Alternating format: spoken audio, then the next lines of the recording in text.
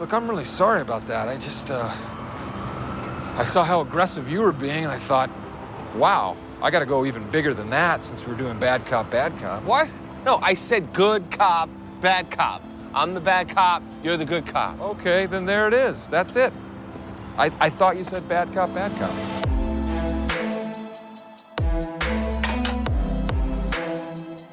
All right, everybody, welcome back to another week of Muskies on Tap.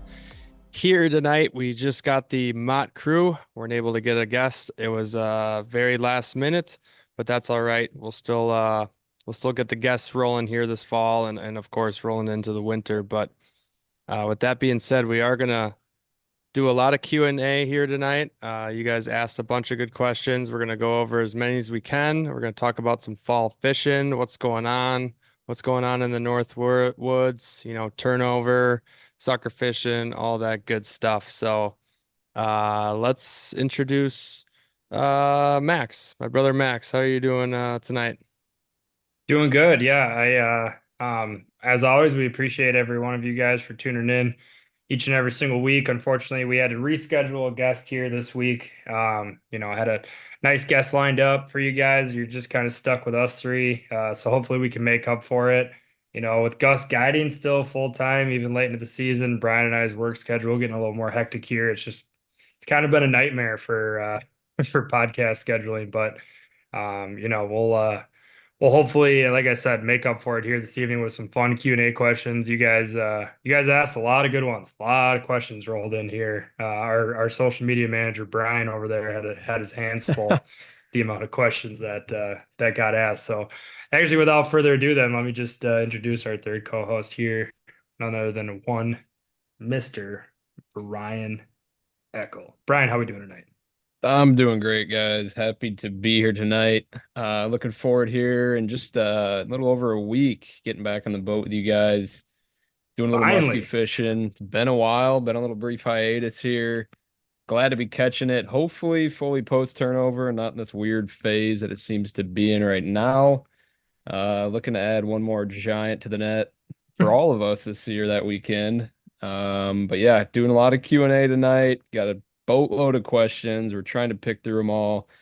If you guys want, we can just dive right in. I got one to kind of ease us in, and then we got a lot more technical questions that Gus can kind of dive into as we go.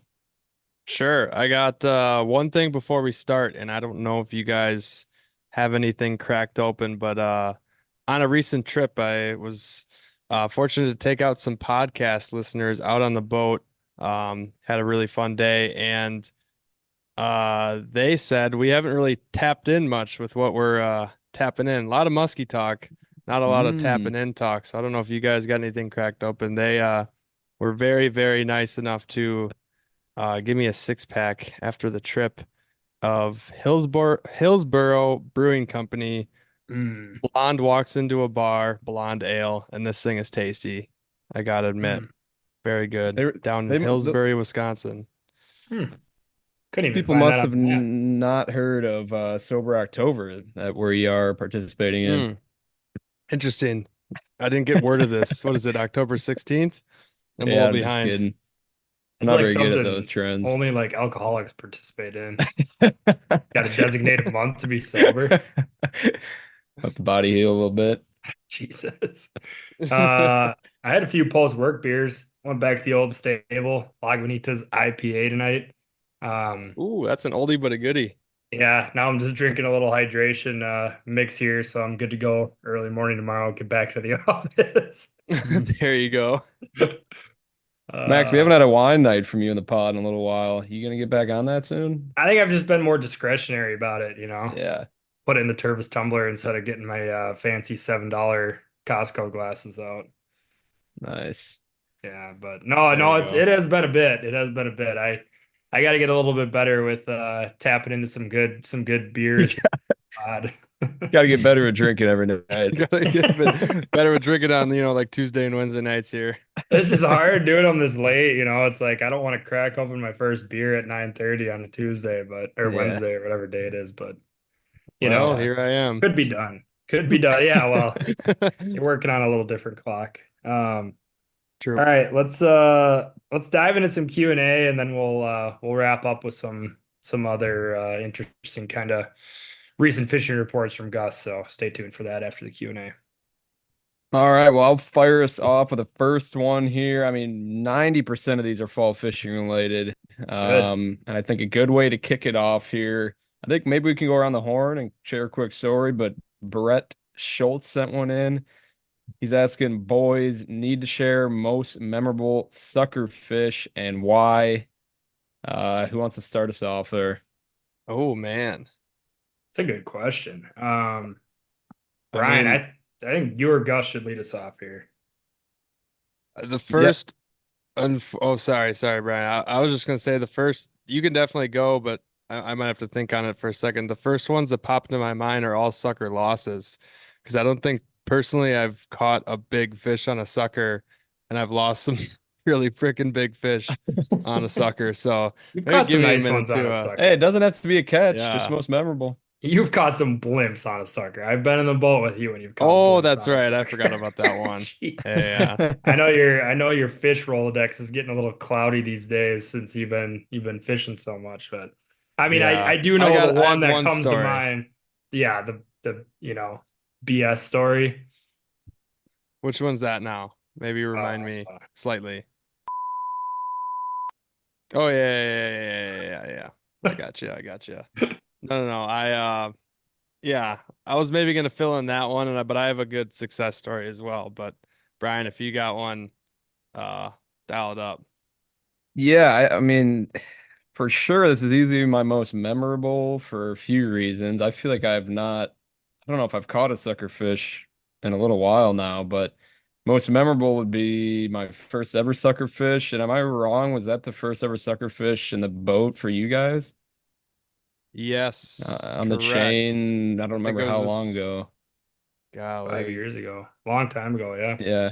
Yeah, but I mean that was I mean before we had a bump board, we were using I don't know, a musky Poles, reel from like the 90s or something. poles to measure. Yeah, Abu Yeah. round reels. It was Yeah, fun.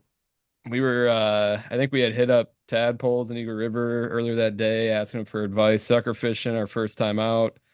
And he was like, "Oh, deep cribs, steep breaks." I'm thinking that was probably post turnover when I caught it. And I don't think so, actually. was it early Now that I'm looking October? back, it Maybe was right early before. October. I mean, it was pretty gnarly cold It was weather, cold. It was Yeah. cold for sure. but I it was don't early know. October. I don't know how much the chain really. Yeah. It's hard to Yeah. say. It was definitely slightly dirty-ish water. It was not clean. I do remember, Yeah. at least not yet. But anyways, Yeah, carry on. yeah, Sorry, Brian. we had ran, I think honestly a specific drift that Tadpole had put us on. Um and yeah, not too long in, I think we had 20 Gus minutes had into the day. yeah, the Gus had known of a crib in like 15 feet of water off the steep shoreline. And I'm pretty sure someone had said like, oh, it's going right over the crib. I don't remember what kind of electronics you even had at the time. Seven Um inch Garmin screen, like the little one, yeah, yeah. just the single unit. And sure enough, like right as that sucker goes over the crib, it starts zinging. And I think we all kind of freaked out.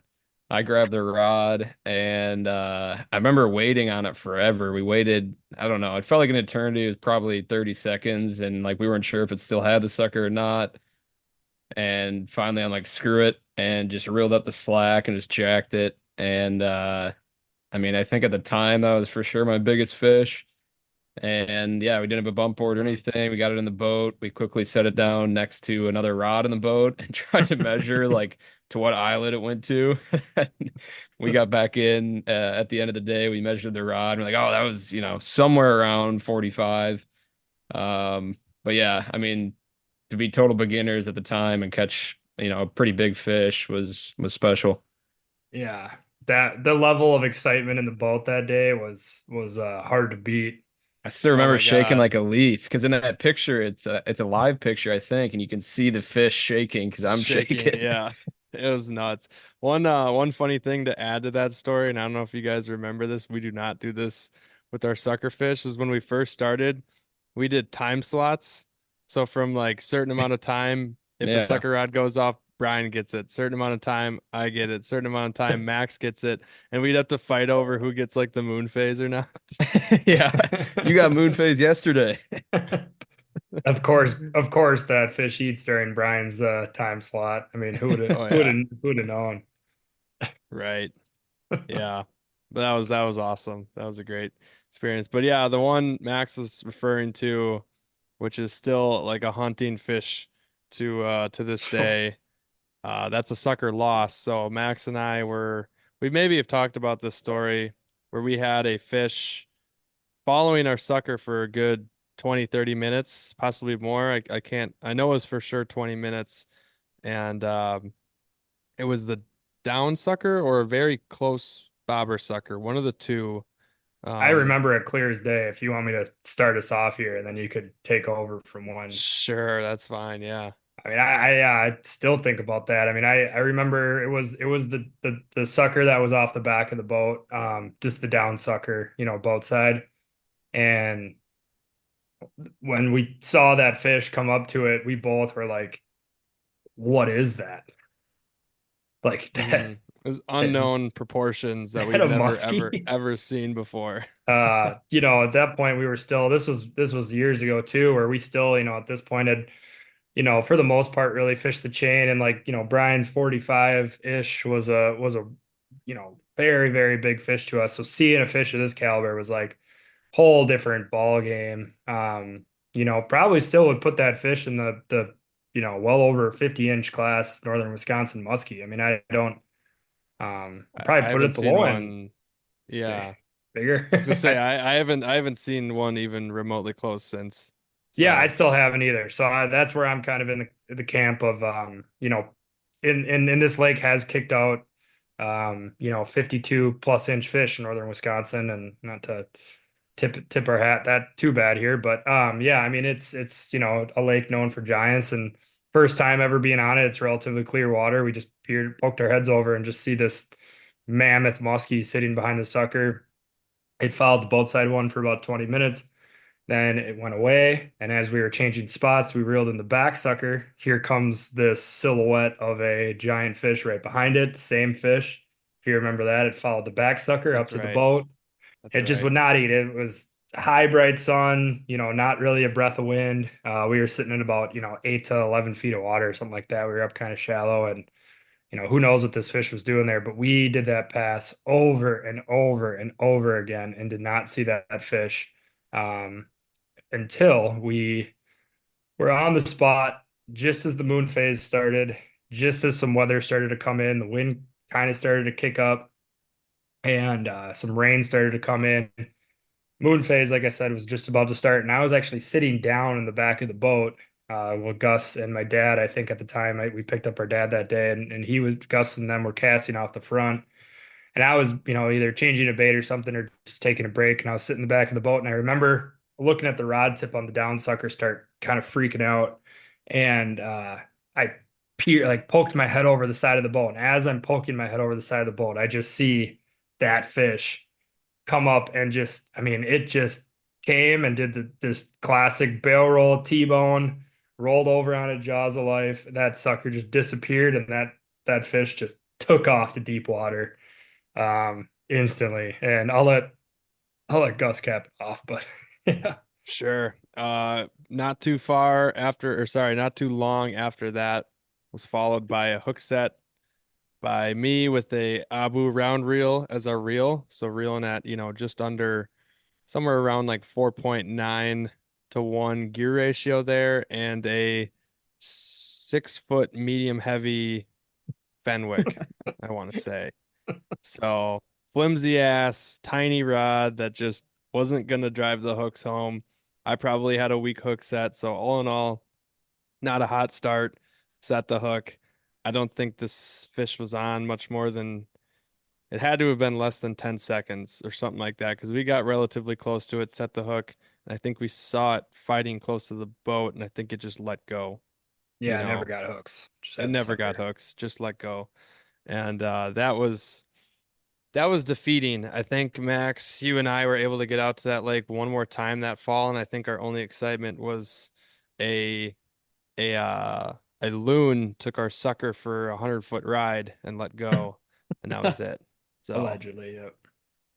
yeah, that wasn't it? I It was remember a that. loon. Yeah, it was a Okay, I loon. was gonna say Yeah. I thought I didn't want to get that story mixed up at all either. I do remember that, Hmm. and already this fall I've had a loon peck at a few of my suckers, not grab them thankfully, but definitely put a couple dents in them, which is a bummer. But um, one I guess a quick story. I mean I might as well because I said I had another one, but last fall I don't know if I talked about this at all, but Dad and I were out and we were on a local body of water and I knew where some fish were. We just kind of want to get on some fish. We didn't really want to do any travels, no looking for any new bites. You know, it's November, just kind of looking for some good solid sucker eats. And we go over this crib spot and I'm watching the down rod goes off, classic sucker bite. I can't remember if it was in a moon phase or anything like that.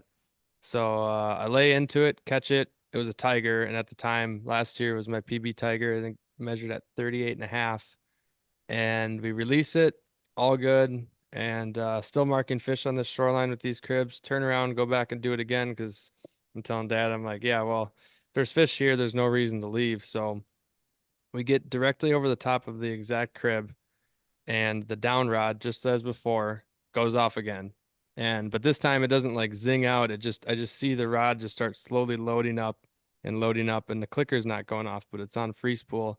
And I lift up and I'm like, Dad, I think there's a fish on it that just ate it and sat with it. And he's like, all right, all right, all right. I'm like, we're already over the top of it, and I can now feel it chewing. So, you know, set the hook. And he lays into it.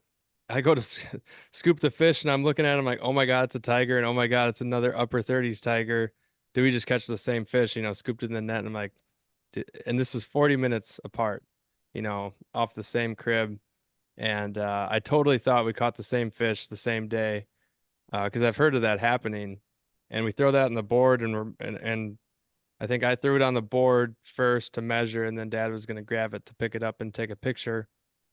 And I'm measuring it, and it's like 38 and a half, and I'm just pinching the tail, and it's hitting 3/4. I'm like, wait, did I measure the first tiger incorrectly? You know, it's only a 1/4 inch difference. And then Dad took a picture, released it. I'm like, that's definitely the same fish. And I go back in the pictures, and it's a freaking different fish, a 1/4 inch apart. Tiger, both tigers sitting on Brother the and same sister. crib. That's wild. Incredible. I've never seen anything like that prior to that or since. And yeah, and I don't have any good recent stories for myself because I actually have not set the hook yet on a sucker rod this year. All been Damn. during trips. So Mm. at Mm-mm-mm. some point it'll happen. Definitely will be fishing late into November, so get my chances. But Max, what do you got? Well, I just think for time's sake, we told some good stories. Let's keep rolling here. We got a lot of questions Sure. to get to. Yeah, Let's do that. I got a little bit more specifics one here. Gus, you'll probably answer this best. So kind of a two-parter here. A couple guys that sent them in. The first one's from Hunter Petty. He says, if you can only run one sucker, what makes you choose between a float and running one deep? And then Gus, another question from Junkers19. If you can just explain what sucker rigs you use. So for the question on if I could only run one sucker, if it's deep or out on a float, man, I mean, earlier in the season, if I'm fishing very, very shallow water, typically running one way out in this float, you know, pre-turnover becomes problematic if you don't set it correctly and you keep getting pushed up into weeds or pushed up into shallow structure, or say it's a windy day. It gets to be kind of a pain in the ass if that sucker gets hung up a lot. If I had only one early in the season, I'd probably prefer the down. And honestly, kind of looking ahead at post turnover, I'd kind of also prefer the down sucker if I was just doing one for a couple reasons. I think pulling fish to the boat while casting, if they're not willing to eat a lure, I think they have a good shot at eating the sucker right away. So I like having it at the boat right there, and you can adjust it. And if you're changing your depths of water a lot, I also like having it at the boat so I can drop that sucker down to the bottom if need be, pull it back up to the top if need be, if we have a fish close, somebody raised one and it needs to find the sucker. So I pretty much always will run one right at the boat. And then of course if I'm running two, it's usually one at the boat and then one sometimes 30 feet away, sometimes 75 feet away. I've kind of so far been realizing if they are gonna eat the float sucker, further away the better if you're able to. Then you gotta make sure you maintain speed, otherwise you can have a lot of slack in that sucker and then it's swimming around and sometimes gets hung up on itself on the harness. But that's kind of my Gus, quick roundup Gus, real there. quick, before you tell them what kind of sucker rigs you run, if you just have one down rod sucker and say you're in like you're off a weed edge and 10 feet, both in 10 feet, there's no weeds. I know you said you Mhm. move it up and down a lot. But how deep would you set it? I know someone else asked how deep are you putting your down rod? Oh, okay. In that scenario, if I'm in a off a weed edge and 10 feet of water, let's just say for this lake's sake, the clarity is 4 feet. And just after 4 feet, I can't see a lure. I'll put that sucker 5 feet down, right past visibility, especially if I'm casting, you know. I'd prefer to put it closer to the bottom once we get into early November or late October, lake dependent, you know, sub 50 degrees. You know, if we're working a steep break, rocks, cribs, I try to get that sucker down within basically 1 to 4 feet from bottom or from rocks or from cribs, something like that. So that's what I do there. And for rigs, recently on the smaller suckers, I've been using the Z leaders. I kind of like the little low profile look of them. The smaller sharp VMC hooks are very good, very easy to sharpen. I think I've had success in the past as well on Shumways. I think it's the Shumway rigs. Those are pretty good too. There's another one that's made locally, and I think, unfortunately, they're not sold at R&M anymore because that went out of business. But my good friend Louis Drager makes these sucker harnesses, and I think he still sells them at Last Cast out in Saint Germain. They're these like adjustable harnesses, mainly used for larger suckers, for any of the large suckers, you know, 14, 15 plus inches up to kind of whatever. You can adjust the leads off each side. So those are kind of the rigs I run. Nice. I like that answer. Yeah, especially talking about sucker depth. I wholeheartedly agree. I think since we've started to get a little bit more dialed in that, I think we've upped our bites, especially on that down rod sucker. I'm gonna step in here, Brian. Just ask a few quick questions from our guy Grape Wake, real quick. Obviously, a always writing in some great questions. Just Mr. think Big these Beast. things. I think these He's things always need to be. curious. He's curious. I think these things need to be discussed. They're important topics in the muskie industry. He's wondering, is there a reason to get out on the lake still when it's cold and all the girls are gone? That's Hmm. I don't even know that's the PG version of what he said, And but then Jack. two-part question to that. Do y'all have any questions for me in terms of how to work rubber baits?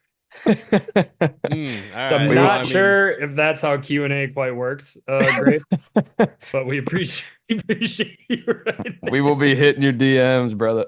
Yeah, we'll definitely hit your line when we're in need some tips on how to work those big rubber baits. And as to your former part of that question, um, you know, you make a point, but I will say, it's the best time of the year to be out there, biggest fish, beautiful colors. You do So a make me lot of wonder, Jack. You make me lot, wonder. a lot of other beautiful things going on the water this time of year. So let's keep it moving, but just had to address Grapes very hard hitting questions there. All right, I can keep us moving here. Maybe we can all kind of pitch in here. Gus, if you want to start. Uh this is from Cam Denglade. It's probably Camden Glade. Camden How do Glade, you yeah. Muskie that's puke guy. nice. That's the guy right there. how do you follow up Fish lazy puke. follows on dive and rise? Jump in the water. Um, Yeah, go grab them. tackle, Wait, grab say their that tails. again. Alabama snorkeling. Say How do the you last follow part up about. lazy follows on dive and rise? Ooh, man, that's kind of an ice cold killer right there. Never a Grab a fan. shotgun. Overall, never a huge fan of fish following lazy on any pull pause. I'm not gonna lie. I think if it's following lazy on a dive and rise, I would give it a good solid minute, not like an immediate cast back. Coming back within 10 to 20 minutes with maybe a blade.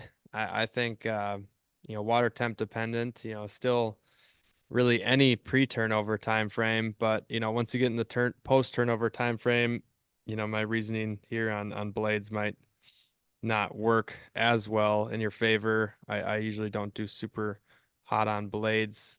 This time of year I've tried them a little bit and they just do not, they just don't cut it for me, but a lazy fish on diving rice. I guess this time of year I just hope you got a sucker down there because should hopefully eat that if it's hanging around the boat.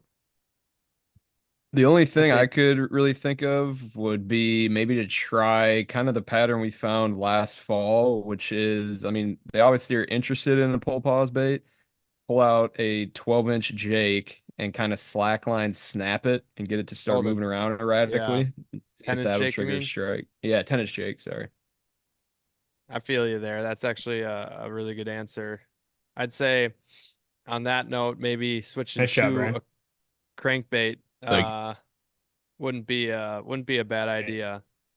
Having a similar type of like dive and rise lure, because grabbing a crankbait that rises up after you rip it, but the crankbaits kind of glide a little bit. If you get one that walks a little left and right, it might it might trigger a strike a little bit more because usually a dive and rise lure, especially if you're just looking at a suic, is a little more, I don't too know how to methodical. put it. Yeah, I mean it Need depends on some how you're action in working, there. but yeah, that it's not doing a lot. As people know with the suics, it's kind of the power of nothing. A bait that really truly doesn't have a ton of belly roll. It walks a little bit, but it gets fish to go. If they're not going on that, which I guess I would equate suics to doing really well in tough bites, I would switch to something with a little more wobble. So a crankbait or some sort of dive and rise lure, like well, we'll get into it a little bit more, but our good friend Nick's hammer jerk, that thing's got some wiggle in it. The rise is totally different. You can adjust the weights, so little yeah, little on that bait for Plug. later, but little plug on Hammer Customs. Is that what it's called? The hammer jerk? He called it the hammer jerk. Wow. Crazy Talk to name. him. Yeah, I know.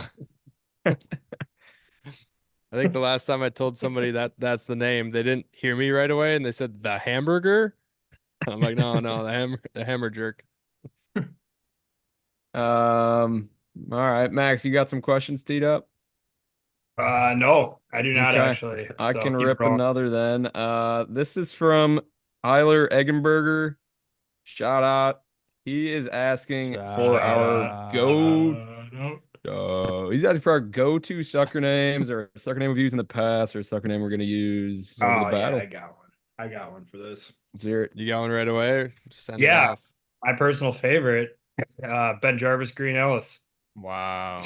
the law firm, old Cincinnati Bengals running back, just built like a shipbrick house, absolute freight train. You start getting those suckers up, past 12 inches. First one that hits the water is always going to be named Ben Jarvis Greenhouse for me. The law firm served me well in the past. Typically, that sucker is, going to give you 20 carries for 70 yards, touchdown on the good days. You just kind of a three down back, He's can play reliable. him. Yeah, Swiss Army knife out there. He's gonna, he's not going to break off the 25, 30 yard, highlight reel runs. He's just going to get you 3 yards of carry. He's It's going to gonna be chip down away at that there. D. He's gonna be Yeah. chipping away. He's not gonna be down there doing belly rolls, doing cartwheels and stuff to entice those muskies just all day. He's just down there doing what And he's he's a supposed to locker be room doing. guy. Blue guy. Yeah. So yeah, for me, for sure, if I had to pick one of many great ones, it would definitely be Ben Jarvis, Green Ellis, the law firm. That's a good pick. Thank you. Yeah, that's a tough one to follow up, honestly. Trying to look at or think about the sucker names already this year. We had a good first outing of using suckers. We did get one the first day running them, and the guys I had in the boat ended up naming them after ex-girlfriends. So that was pretty funny. You know, Mm. got them eaten, and I think it was Jocelyn that met her demise. Oh, So poor Jocelyn out Later, there. Joss. yeah. But and also another recent one that was pretty good. I had a father son and I asked the son John, you know, what do you want to name the sucker?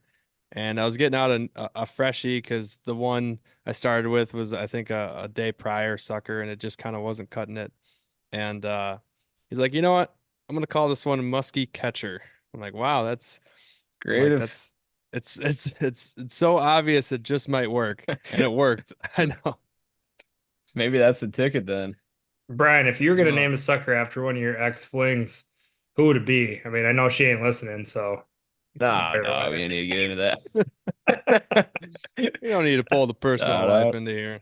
no, no, no. Just let me answer the question how I want to answer it. What do you got? I was just thinking back to some of our past ones. We've done a lot of athletes. I think Gus, you had named one Tyreek at one point for Tyreek Hill. Yeah, he was a Um, quick one. yeah, he had a Yeah. lot of spunk to him. Hmm. Um, Trying to think of what other ones we've done. I know when Grape was up there with us, maybe a fall or two ago, we had two suckers out the back. One was of the name Scorched Earth, and the other one was Euphrates Iron Staff. Gave them some badass names to get out there and wreak havoc, and I don't think they did. No, they didn't do jack shit. Scorched Earth is But an insane name. scorched earth. Yeah. Oh, it's good shit. All right, I had another one here. Top five fall baits. We Who's could go. asking? Who's asking? Oh, sorry. This is from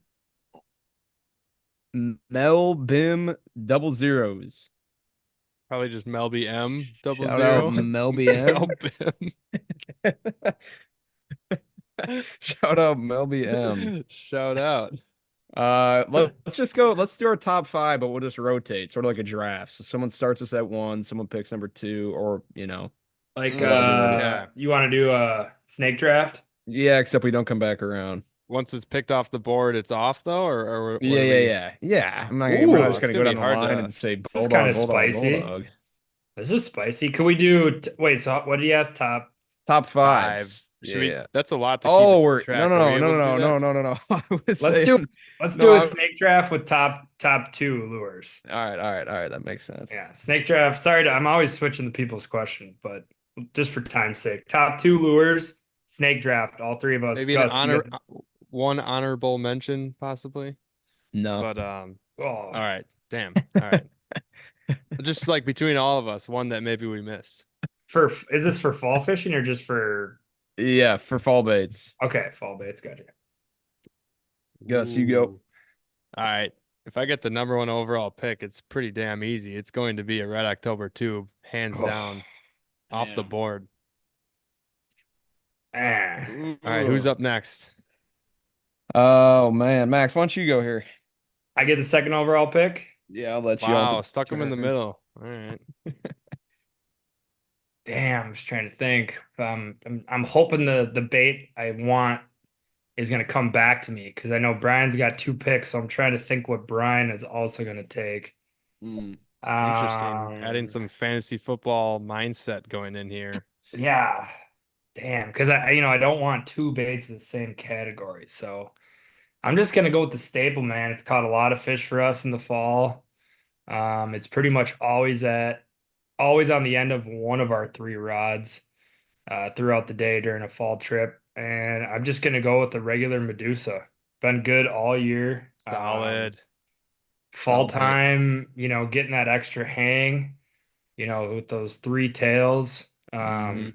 Still be crazy if somebody built a What bait about with four of four? them. But I mean, with those three tails, it just gives that extra hang.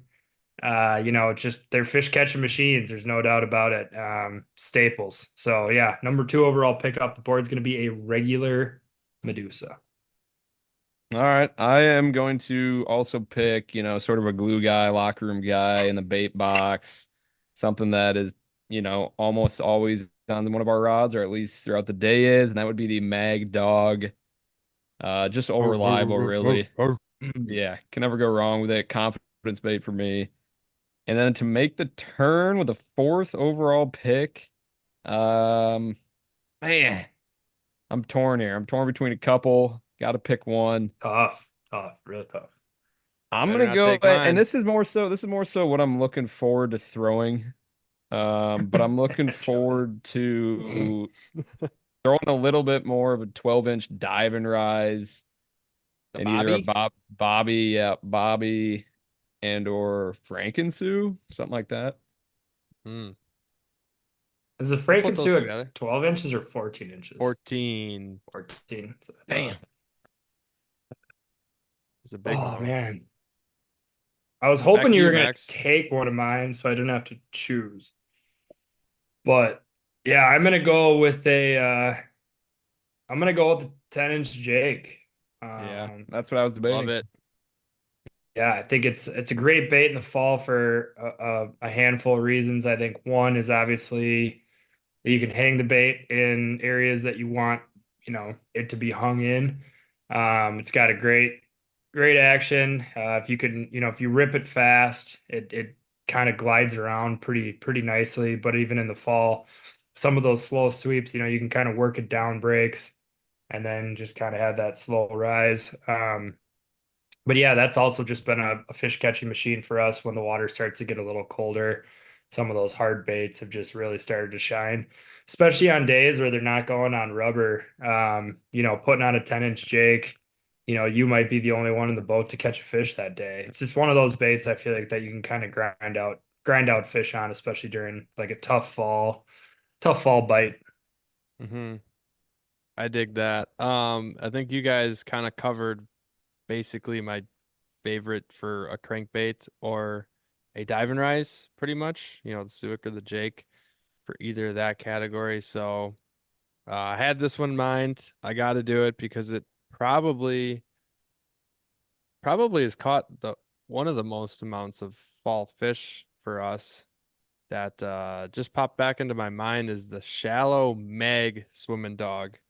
Very, Ooh. very versatile. Can't believe you didn't go beaver. I Yeah. just, that could be an honorable mention.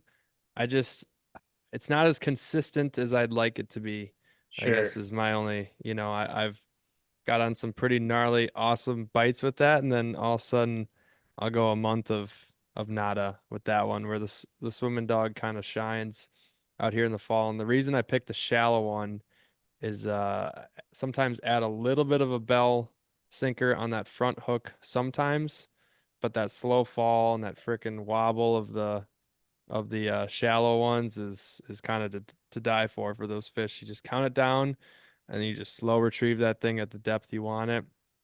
Every once in a while, give it a pump, and I think it's probably caught some of the most amounts of like late October and November casting fish for us. So True. It really has. That bait has actually been a total stunner. So just to recap here, we got Gus with um the two, the, the shallow swimming dog yes, monster yes. size and the red Or October tube. Oh, mag Hey, Meg. size. not monster, my bad. No, we ain't I no. We're was not talking about the 1.5 pounder. I I was will at be breaking that Thornbros. out. I was at Thornbros this week, and they had a whole wall of the pound and a half or the May or the monster, whatever you call it, Monsters. monster swimming dogs. And I'm just like, Monster. why the hell did we ever buy one of these things? These are so ridiculous. It's Like sick. it is pretty sick. So Gus went Meg, Meg, regular swimming dog or Yeah, shallow Meg swimming shallow. dog, Shallow. Meg shallow, and Red October tube. I have the regular Medusa, the 10-inch Jake, and Brian had the uh Bulldog, Mag dog. Mag Dog, and Brian had the Long, you Mag get Dog this? and a You get the 12 to next one? 14-inch dive and rise bait. You got to make a decision whether it's the Frank and Suic or the Bobby bait. Bobby. Okay, so we're gonna put a poll up on Instagram, and you guys can vote on who won the bait draft for late fall lures.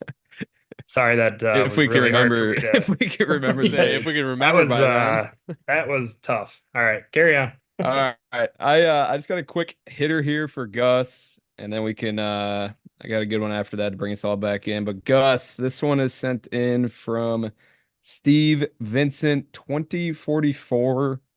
Must be a time traveler. Oh, no. Would you use blades this weekend, i.e. double tens? Take it away.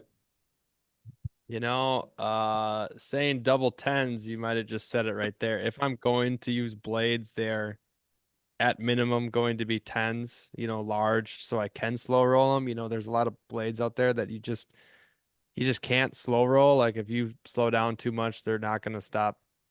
The blades are going to stop spinning, and just those double tens are perfect. Depending on if he's a cowgirl or any similar bait. I might not be the perfect person to ask. I don't have a ton of late fall blade um knowledge there. I use them, I just haven't figured out that bite.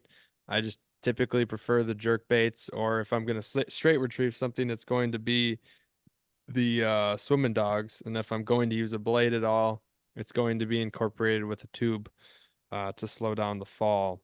But I think you should try more like 10s or 13s, like double something.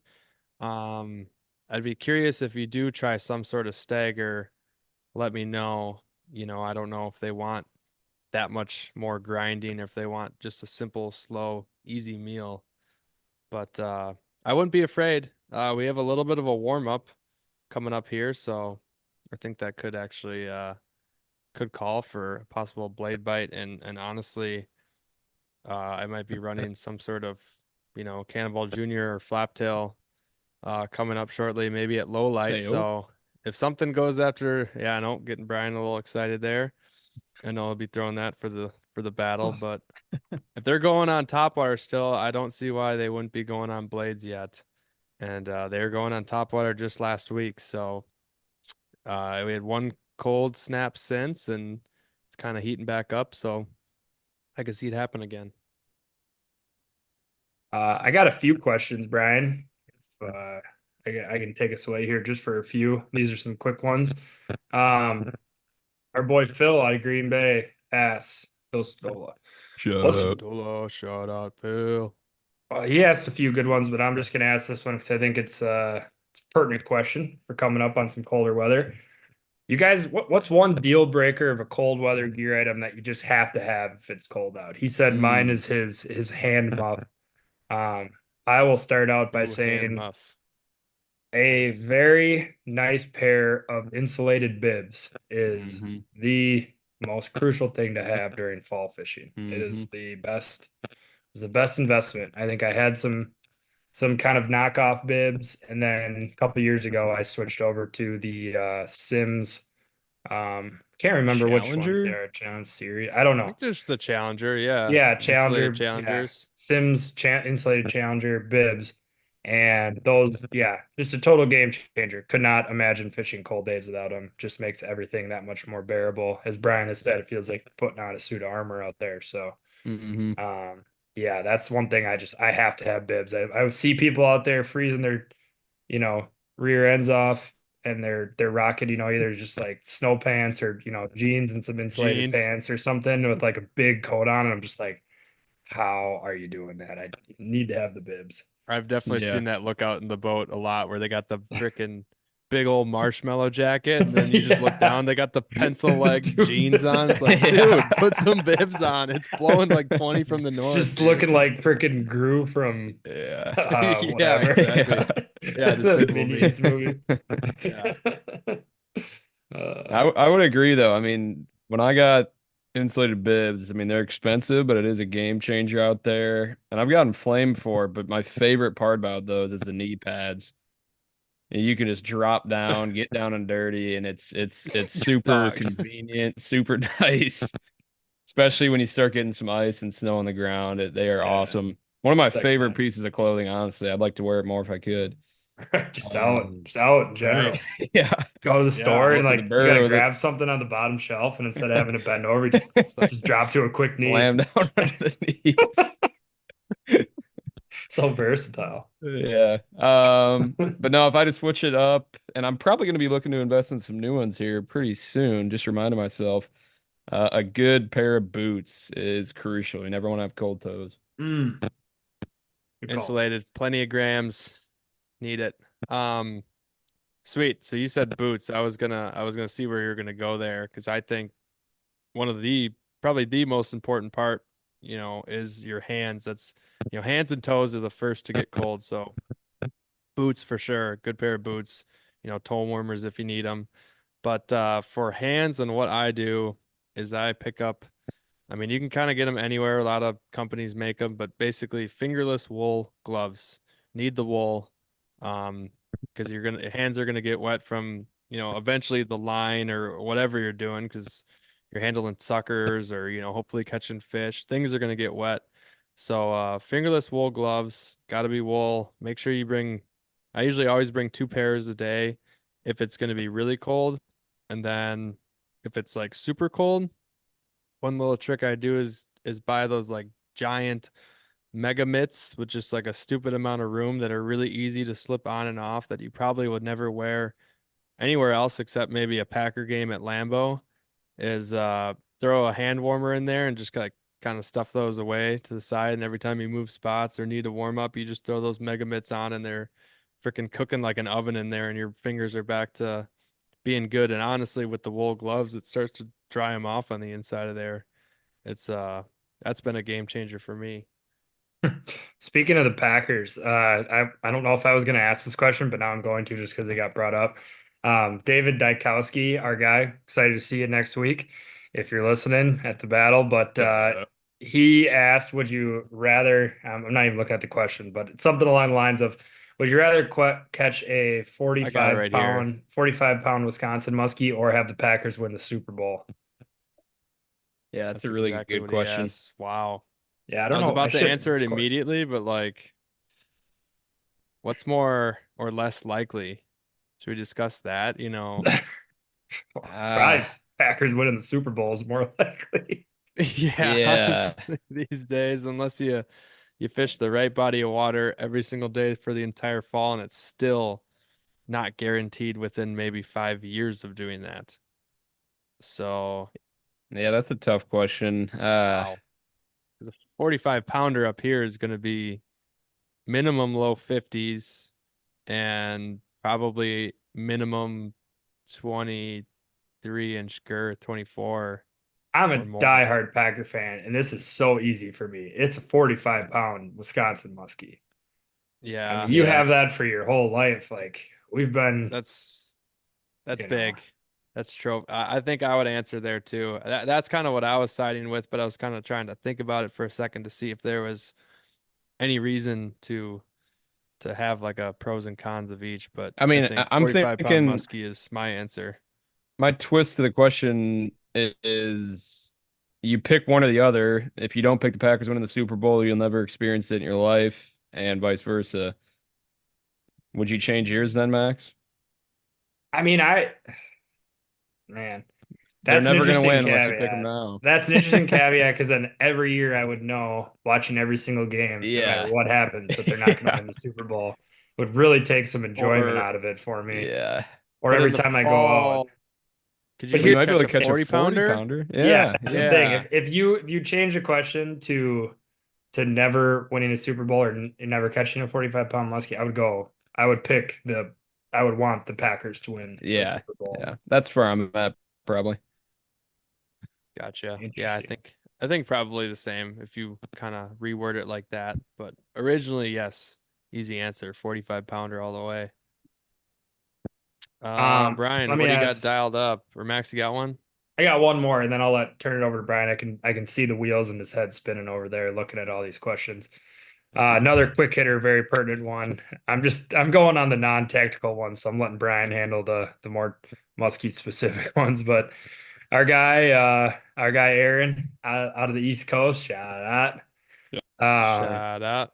He asked, I would like an answer to the question that plagues musky fishermen. Is it or is it not a good idea to use a grip and grin photo as your Tinder profile picture? Hold on, say that again. Is it not a good idea? Is it or is it not a good idea? Is I it or mean, is it not? brother, man, it depends what you're after. I think that's well said. That's well said. That's, You're gonna catch some eyes with a musky pick as a profile pick, but I don't know what you're after, man. that's, that's well said. All right, you got another one for me. We Just got leave it at another one Brian's answer. here from Grape Wake. Gus, Grape Wake wants to know how many live scope units you running this fall. Probably between like 6 and 12, Okay. honestly. Each side. Getting a full 360 of the boat. Thanks, Grape. Just All blowing me right. up. Yeah. He's just curious. He's always curious. True. This question is from Dux42, DUX, that is. Shout out. He wants to know, how does your approach change when temps start to rise during the fall, which is probably this weekend, huh? Good Yes, one. it is. Yes, it is.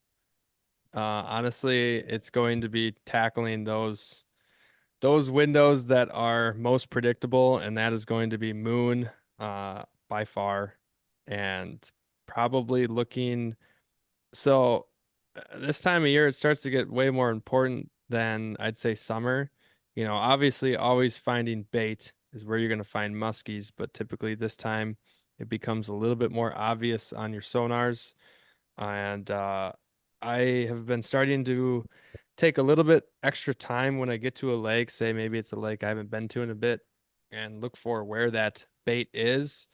And even if it's a solid spot I have had in the past, might not be good that year because the bait's not on it. So kind of what I'm getting at is usually a little warm up in the fall can be a little bit difficult. So if you find where the bait's stacking up, I'll kind of try the deeper edge and also getting kind of right up in some shallow, junk of that spot, whether it's super shallow rocks or super shallow weeds. Trying to get baits through there and slowing it down at first and kind of seeing what comes on out of there.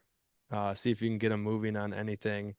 See if you can get them up into the sucker. But usually in a warm up, you get a lot of sun, so um, honestly, a lower light like a morning or right into dark, or if you're able to withstand it, go into dark on those, I think would probably be a little bit more in your favor on a warm up this time of year. I like it. Yeah, I mean, it's always tough when it gets warm in the fall. But it should be no, I mean, it shouldn't dissuade you obviously from ever going out. I mean, you still can get that giant, fish. It doesn't need to be your classic Yeah. fall fishing conditions. I mean, I still think back to probably, one of the biggest fish I'd ever hooked on the Eagle River chain was during an extremely warm fall day. That was actually probably this weekend of October. I think it was either the second or third weekend of October.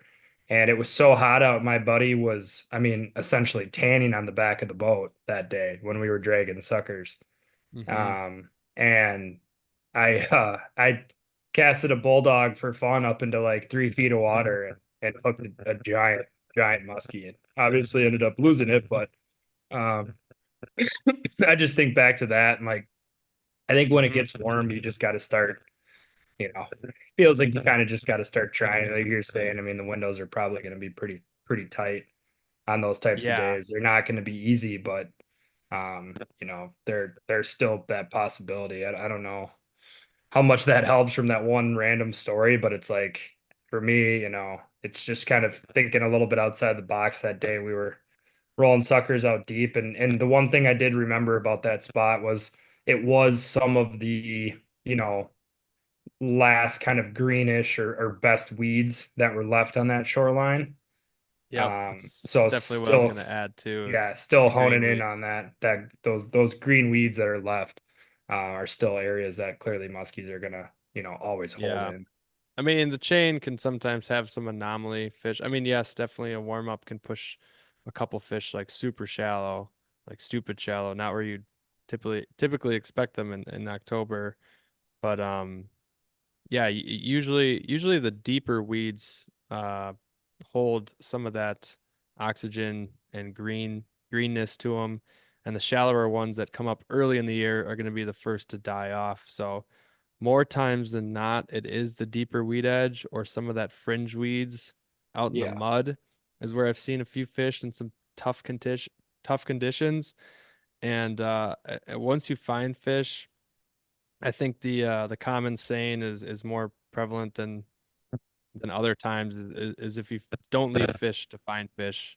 You know, if you're on a couple fish and the bite is really tough and it's warming up, just stay in that area. You know, don't over pound it, you know, because you can sometimes overpressure a spot and maybe they don't come back, but intermittently go back and keep trying it, especially at low light, sunset, sunrise. For sure. All right, Brian, you got a few good ones for us? Yeah, I'm starting to wind down on some of my favorites. We've got a couple more situational ones. While you're looking, let me just ask this one real quick from our buddy Yeah. Kyle Fridges. Also excited to see him. Hopefully get out of the boat with him here soon.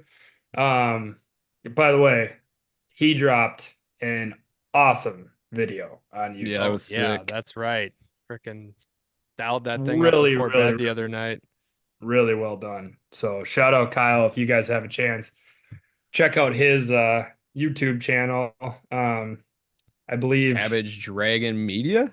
formerly known as Cabbage Dragon Media, now known as Beyond the Eight, I believe. Yeah, has it Uh, changed on YouTube? I haven't really. I think it was still Cabbage Dragon like as of yeah. a few days ago, but The video uh, popped up for me because I originally searched Cabbage Dragon Media and yeah. it came up. Okay, But so he just dropped a video 4 hours ago. This is the end, and I haven't watched it yet, but I would assume that's the end of Cabbage Dragon Media and the introduction of Beyond the Eight. yeah, and we'll get him on to kind Sweet. of explain the direction he's going to go with his channel and whatnot. But I think essentially the video, series that he's doing is his Eagle Lake trip that he takes every year. He was up there for 2 weeks and documented it. Really kind of showed a very cool side to it. Very talented guy. But anyways, Yeah. he asked, when is Brian joining the PMTT to take the Manti boys down? Whoa, whoa. And who's gonna be your partner? Anybody in the world? Pick Wow. anybody. Wow. Pick anybody. I'll go Kevin Van Dam. I'll hit All him right, up. He'll join me. KVD and Brian Eccles to the No, stage, I don't please. know. I think it'd be fun to do it at some point. I mean, it is a big commitment with all the traveling and, depending on how many days you want to pre-fish. I don't know. It doesn't fit too nicely into the schedule right now. Maybe when I get a boat or something, if the times are right, I'll do it. But definitely would like to at some point let these guys know that, there's some people out here who can catch some damn fish. Sure, sure. Sure, sure. Oh, good stuff. All That'd be right, you guys awesome. got some questions? Yeah, we got Brian, another one sent in from Phil. Shout out again. Casting, hi Phil. trolling, suckers. What's the most fun when you're catching? Second part of this question's cut off, but it says, and the most fun. I'm gonna guess he's I think saying when it's you're a not skunk catching. emoji. Yeah. Yeah. I'll start us off here. I mean, this is a pretty good question when you start thinking about it. I will say most fun when you're catching is casting. It makes you feel like you know something. It makes you feel like you worked for it, you earned it, like you got the magic Hmm. touch. Most fun when you're not catching. Casting makes you feel like you're doing something, makes you feel like you might have the magic touch. Glad you went AKA first. you hate trolling. Hey, trolling. I don't mind suckers because it gets cold. You want to sit down, chill for a bit. You still got the suckers, but yeah, trolling not. Gotcha. I mean, I'd agree 100%. Most fun when you're catching has got to be casting. I mean, I don't know if this is kind of more pointed in the direction of fall. If it's only fall, then I'd say suckers because the anticipation of not knowing what's on the end of your line and you get to just absolutely jack them with that hook Reef set. on them. Just be like, put some freaking oomph into that thing.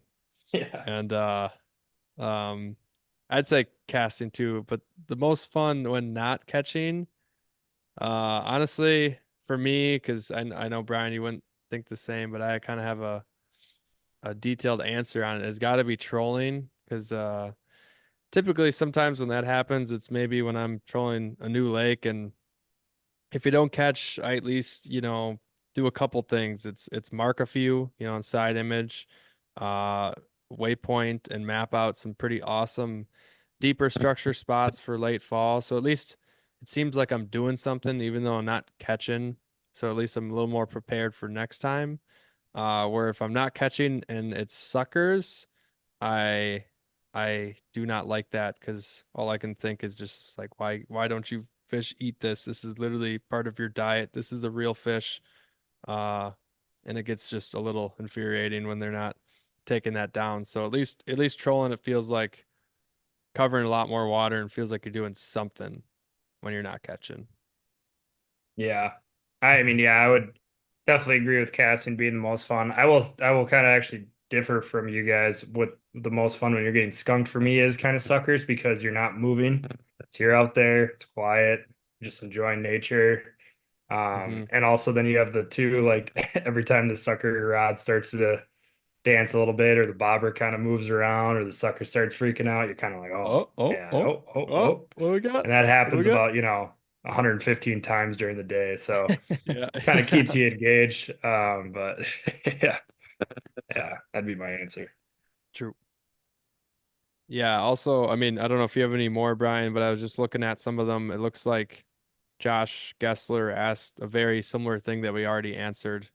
Just letting him know that we got it. He asked the same thing, do you have success going shallow during fall warm-ups, water temp in the 50s? And yep, that was pretty much our answer to like that tougher time He's frame. asking that because he's going out fishing this weekend. We're getting a big Uh, warm up. And I he might wants to be know if joining we him. go shallow. Yeah, Don't be yeah. afraid to go deep, Josh, if it's not working out though. At least give it a good honest effort though. Give the shallow bite a good honest effort. Mhm. Yeah.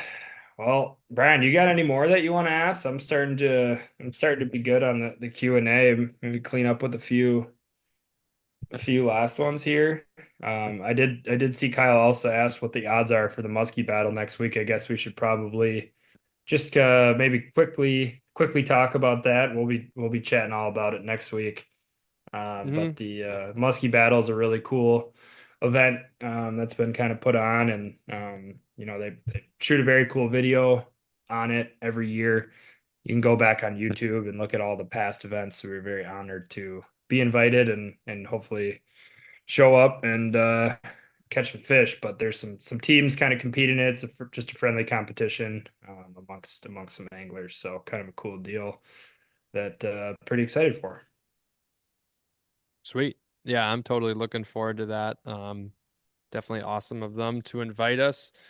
And it's gonna be a ton of fun. All three of us are going. Brian, I don't know if you're going on the first day or if you're able to make it or not, but nonetheless, can't wait. Some of the people that are going to be there, looking forward to meeting them for the first time, and then some, looking forward to meeting or seeing again. Sorry, that maybe we just met at the shows or some other good friends. So looking forward to making some more memories. We'll talk more on it next week when we have our special guests that or maybe we go undisclosed or no, sorry.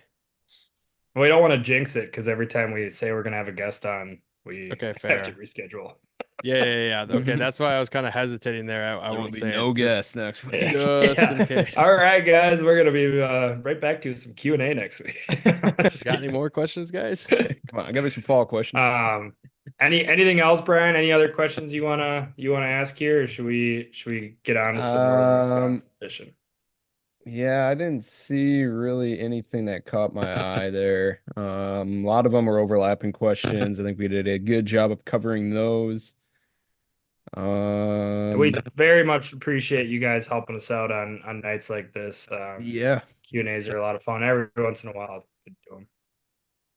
It looks like Matt Vavrock has a question that probably just going to end up discussing a little bit Yeah. here at the end, just with the most recent things that are happening here in the Northwoods, Viles, Oneida County area of Wisconsin is what is your approach for turnover? Oh It's kind yeah, of a we should do some turnover talk. some I tea talk saw, here going yeah, on. yeah. The deadly tea. Watch out for it because it can get you, can bite you in the rear, and And that's yeah, that. churn you up and spit you out. So, um, I'd say, of course, it's said in many a podcasts, many a guides have said it, many of really anybody's said it, but avoid it at all costs. And if you're not able to avoid it, I'd say, man, I don't know. That's tough for finding. I mean, typically still some sort of shallow bite, depending on the water clarity. If it's still, muddied up of some kind. I mean, if we're talking like less than 6 inch visibility on a lake that normally has, a couple feet or something like that, that's super tough. Definitely, I'd get off that lake, immediately. We've kind of had our hand in that one time on accident, and we stayed too long. I think we overstayed by an hour or two or three. I can't remember on that particular day, Max, if you remember that one, like we went to for the first time and we're like, we don't think this is what it should look like or not what people Yeah, described. I've never really had Felt much off. success. I've been on lakes a few different times during turnover, and it's just, I mean, the best way to sum it up is it's just not that good. I mean, it's just tough. I'm No, sure there's probably some tips and tricks out there that you can absolutely try, but I think, just from fishing turnover days, it's not like we've been do, we've gotten out on lakes and like we know that it's turning over or it's turned over, and sometimes we've stayed too long, or there's days that we like, are fishing for there for a reason, and we like, not that we can't leave, but we're just kind of dead set on fishing it. And we've tried everything in the book, like whether it's going shallow, throwing big, throwing small, going deep, trolling, sucker fishing. So there probably are some tips and tricks. I would just say for us, we've struggled, but I think maybe you've had some relative success during turnover, but I know for me personally, it's always just been it tough. it kind of just does a full circle here, and I just in simple terms, if you're dealing with some turnover or some kind of funk, um, I'll maybe like start it with water temperatures because that's kind of a telltale. Turnover right around that 55-degree mark. And honestly, that's pretty true. But if you're on like the tipping point of just under that, that's when I don't see as much success at all. Recently on some lakes that we were just hammering a very good bite that was definitely pre-turnover.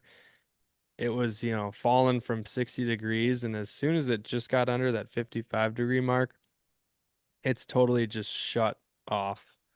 I don't know. I think that is kind of the absolute tipping point. So if it gets down to like that 53 and you got nothing moving, like no follows, maybe not even a side image, something that's it might not even look like it in the water, but something's mixing, something's turning, and that's where I found it to be very, very tough.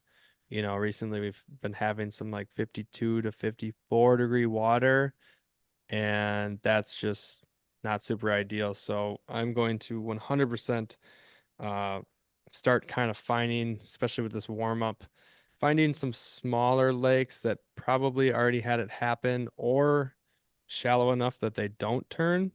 It's kind of my goal. Otherwise, there's some larger lakes that Current, been on. What's that? current, find current. Current. Yeah, yeah. No, I was yeah, Oh, definitely sorry. getting to that. All good. My bad, my bad. But going to a larger lake and just kind of battling it out in the greenest weeds, some sort of pre-turnover pre-turnover pattern where you're kind of hoping that the last of the fish still there are still active before they turn into some la la land funk during the terrible tea, the turnover. But like Max said, current if you can find it. Unfortunately, this fall we are lacking it quite a bit. Last year we had plenty of it and found a very good bite. during turnover on finding current. But I'd say that's my biggest tips. I'm trying to kind of follow the trend here lake wise. Been doing well on medium to large lakes, and that's kind of slowing down. So I think I'm going to transfer down to small to extra small or medium lakes that are shallow, and kind of wait until the large stuff is done, and then kind of go from there. Once it's post turnover, you're kind of in the clear. But this warm up is going to kind of put a turn in that, because everywhere up here right now is like 52 to 55, which is it's not a good spot to stall out here in the Sounds like it'll be fun Northwoods. this weekend. Ugh, Sure. man. I'm already worried about that for when we all come up next weekend. Like, We'll be fine by then. The yeah. nights get colder, soon it's going to be in like the 40s and highs in the 60s, which really isn't going to change the water temp too much. I'm only worried because I feel like my last month and a half of fishing is if you can dial up the worst weather pattern for that day to go fishing, you bet your ass I'm free to fish that day. I Yeah. mean, it's Yeah. just been clockwork. Like if I get a free day to go out and fish or get up north for the weekend, it's like here's some 40-mile-an-hour winds from the east. Yeah. Lovely. Like, I thought you or liked working fish in negative to nooch conditions. no, I don't. I would much rather have fish be jumping in the boat. That's you heard wrong. You heard wrong. That's not. I'm not you. I'm not good. I'm not good enough for that. Yeah. Just a Yeah. little bit of finesse, Right. Right. Mhm. Yeah. Right, right. Not everyone can work baits like you can, Brian. I appreciate that. Really Yeah. do. No problem. I mean it super sincerely too. So No, yeah, I appreciate that. yeah, no, I know you do. All You right, ain't all right. lying, I Now know that you that. guys had your moment there, you just keep going back and forth saying the same thing. No, he ain't Brian, you lying. He's got not any? lying. I'm You got literally any not more? joking. I'm super Oh, no, sincere. no. Gus, he's being I got serious. you. I'm being dead You being serious. serious, Max? Yeah, I'm no lies told here. Super jealous how Brian works baits. All right, appreciate that. Yeah, no problem. Hey, I got a Like, question though. I, I got a question though. We yeah, brought this up. yeah, We brought this Jeez. up. No, no, no. This question that came into my head, not for my listener asking. We brought this up, I think, last pod or two pods ago. Um, should we bring a fly rod in the boat for castbacks? That's lazy sucker fish for the battle. Mm. Interesting. I Just mean, put on the biggest fly and just see if it I triggers. think I think the only reason that I think that could work is that when you kind of slap that lure down or put it down there, it's so subtle that I don't think it would spook them Yeah, really at all. Like worst case scenario, you don't spook it and it's still following your sucker and doesn't eat. Best case scenario, it eats the sick fly. footage. Happy ending. Sick footage. Yeah, Yeah, worst case Ontario. Yeah. yeah. Sorry, I forgot to fill in the old. Yeah. Worst case Ontario. I Best case agree. Ontario No, I gets think caught. that's awesome, Brian. I think you're the guy to do it too. I'd be willing to try. I mean, that'd be absolute chaos if it if it That'd be hit, but awesome. it would be sweet to That's a good see. idea. No, I like that actually a lot. I think that would be fun to implement. Just see what happens. Yeah. Yeah. All right. Deal. Okay. I don't know. I don't have any other questions on my end, unless you guys do. I think we can wrap up Q&A, get on to a little bit of northern Wisconsin talk. Sounds like Gus has just been riding the ebbs and flows of fall fishing this year, which has been, man, Hmm. this weather has been interesting and dry. It sure has. Yeah. I've been still in need of rain. We got that good hard rain for 2 days, maybe. I don't know. It still just wasn't enough. But thank goodness, at least for the fall fishing. I mean, it's been absolutely fire. We've been getting nights in like 24 to 32 degrees, which is outstanding. That's what you want to see. You want to see the lakes kind of having that mist fog in the morning, starting to release that heat. And that's been pretty dynamite. But the past week or so of fishing has been incredible. obviously now it's kind of dealing with turnover. I gotta kind of find a couple tricks up my sleeve to get some finicky fish to bite until it goes to post turnover. Um, but man, this bite so far this October has really took a turn since our doldrums of 85 degrees and sunny in late September, and we were thinking that summer was never going to end. When's the shallow water pattern going to hit? And honestly, it freaking hit mid-October is when it hit. And all the fish that have been getting boated, they've literally just been shallow weeds. Like it sounds like a cop-out answer, but it's very true. Like Right. finding just bucket loads of bait in certain areas. I've been following the wind. If people have been kind of watching the wind, we've been getting it's going to switch to the south now once this podcast is out, but we've been getting just giant winds. And even when we get no wind or low wind, it's still been from the north or the west. So I've been hammering the south and east ends of lakes um, pretty religiously. And for the most part, it's because the bait has been getting blown into them right under the weed edge, right into the predictable areas. You don't have to really worry about fish being way too far in there or off the weeds or something like that. They've mainly been either within a half cast length of the weed edge on the outside or right on it, or been hitting actually a good amount of our casting fish we were catching or losing. We're in our first couple rips on jerk baits, a beaver tube, stuff like that, where they When's the were hitting last like blade fish you've caught? um caught. I think it's been a bit, but last week we lost one on a Hunsey tail banger. It was a nice fish. It was around a 40, and it hit at it hit the client like 10 feet from the boat, never even got into the figure eight or nothing. And I don't think he was being shy about bringing that freaking bait in. And it was during moon. It was a midday moon. I think it was a midday major. And that fish, I think we were sitting in like 10, 12 on a shallow lake. And he had to have been casting up into some pretty sloppy weeds, if I'm not mistaken. The bucktail probably started in a spot that only had about 2 feet of clearance between the top of the water and the weeds and pulled it off of that.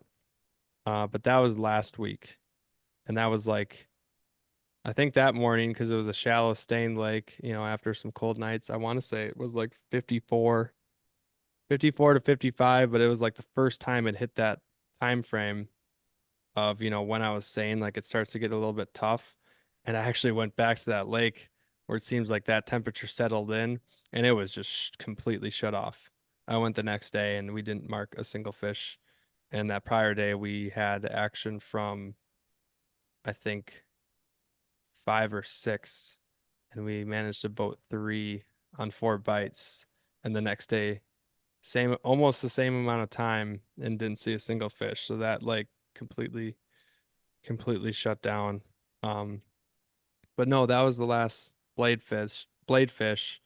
And I know I put that swimming dog up there in my top 2 baits, but even that bait for me has been a little quiet yet. I don't know what it needs to fire that thing off again, but whole pause has been dynamite, the best for sure. Nice. Yeah, I was just wondering when that it's always interesting to look back and say, okay, when was the last fish you caught every year on a bucktail? You Hmm. know. Um, Yeah, for a while there, it's usually, for an eat or a lost fish or a catch, it was kind of right around like that October 1st to 5th, it yeah, seemed like. Um, yeah. but with this year's weird warm up there, I think it extended that. So it ended up being, you know, 5 to 10 days later than that. And like I said, I've heard plenty of stories right upon ice up on Cisco lakes, people catching fish on double tens at like sunrise. So uh, I think we definitely will still be trying blades here and there, but I don't know. The dive and rise and rubber bite has been a little too solid for me. It depends if we got 3 people throwing baits and you have the opportunity to maybe throw blades, it's worth a shot for sure. Cool. Good to know. All right, fellas. Anything else we want to talk about here this evening, or we Is it time to start the chatter, maybe potentially leak that there will be a merch drop coming up later, actually next year probably, or will it be later this year? It's hard to say because we're working on a different design with the hoodie because we want to come up with something pretty cool, even for those that have already gotten a mod hoodie. Of course, thank you very much for getting the first run. If we get enough feedback, still could have another run of those, and probably will for show season, as show season specials to be sold there first and then kind of go on sale after that. But man, I said I would a long time ago, and I feel really bad. I was going to put hats on the website. I have pictures. I have everything to put on there, and I just haven't. I've been on a big time guiding kick and a lot of on the water, and when not on the water, a lot of either podcast, sleeping? eat, or sleep. So Nothing yeah. wrong with that. And yeah, I mean, we're always open to hearing from you guys that listen to this. Like, if you do want to buy some merch, like what would you like to see? We're always open to hearing ideas. I mean, we kind of are going down a path that we think could be pretty cool. Like Gus said, he kind of, alluded to the fact that it wouldn't just be like a straight Muskies on tap design, but it could be something little bit Still will different. have Muskies on Yeah, Tap on it and right, some right. relevance of the logo, but Some just a cool variation. twist that I think I think all of you that listen here would love it, and maybe some outside of that would also like it, you know. Yeah. So we're just trying to brainstorm some ideas right now, but like I said, always open to getting feedback or hearing from you guys on what you're looking for. So yeah, I mean, Brian, you got anything else? I got nothing else. I'm currently looking at some big bulky musky fly to order for the weekend, so I'm Nice. looking to gear up a little bit. Nice. Sweet. I just picked up some new baits. I got that Eagle, that Thorn Brothers Eagle Medusa. That's pretty sweet. And got a Nice. Boggs custom tube. Um, Bugs.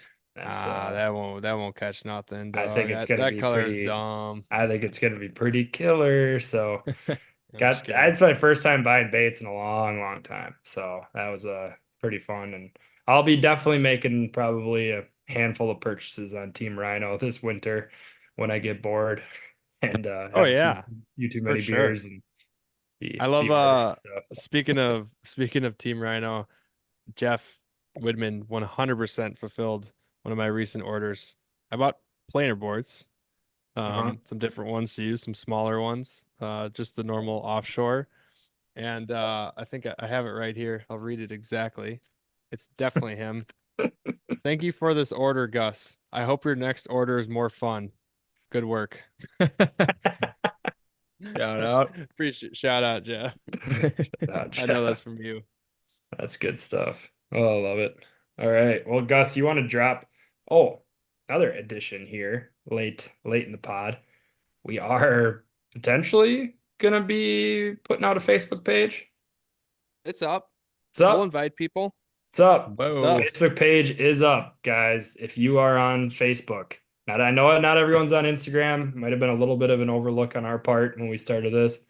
Um, Facebook group is going to be up, hoping that it will be, not a total shit show free for all, but a little bit more. I get what's the word I'm looking for here? Just kind of engaging as far as like being able to post and communicate with people on that. Oh, are you saying like a group where others can post or a Probably page? not. Which are you thinking of? Because I made a page, which is just something like my guide service where you can like and follow, and Yeah, we just a post. page. Just a page is good. Just Okay. there's plenty of musky groups out there that other people that Yeah, you I was can gonna say follow. there's a lot of groups. I mean, we love you guys, we love you listeners, but yeah, we'll leave it at, DMs for getting in touch with us. No, We're I running don't need another any. I don't need any running a water test Facebook pics. group is yeah, we don't need a Need water. to hire a yeah. moderator for that. Yeah, Yeah. no. Yeah, sorry, I kind Jeez. of got confused. And now that I'm 30, all social media is just foreign to me. Oh, it's all good, man. Yeah. I mean, I had to get back into the groove of Facebook. Yeah, When I I've started to guide, I just kind of stopped using it for almost a decade, you know. right. Yeah. Geez, I know. But no, it'll just be another way for people to get in touch with us and communicate with us. Cause I just more so was what I was trying to say is I just know not everyone has an Instagram. So, Yep. Facebook will be live here shortly. Yep. And that's Sweet. at Muskies on Tap. Instagram is Muskies on Tap. Right up. Also can follow my guide service is at Suggs Fishing or Gus Manty on Facebook and Instagram. And you can find some more details on my website, www.sugsfishing.com. And get in touch with me if you want to get out later this fall. I still got some openings for you diehards in that late October and early November. After that, it gets a little more unpredictable.